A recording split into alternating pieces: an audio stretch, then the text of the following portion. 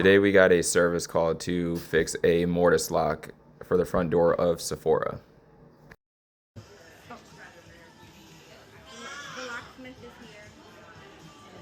Essentially, the deadbolt mechanism in the mortise lock wasn't going in the housing properly, so we had to adjust that.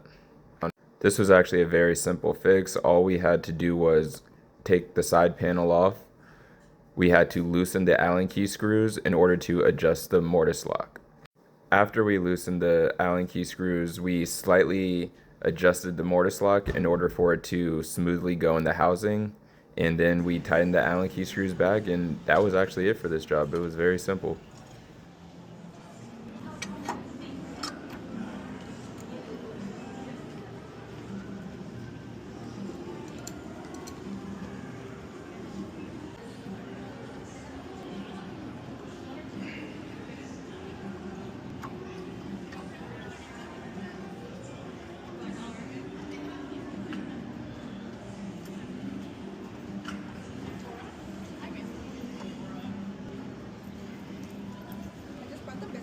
Okay.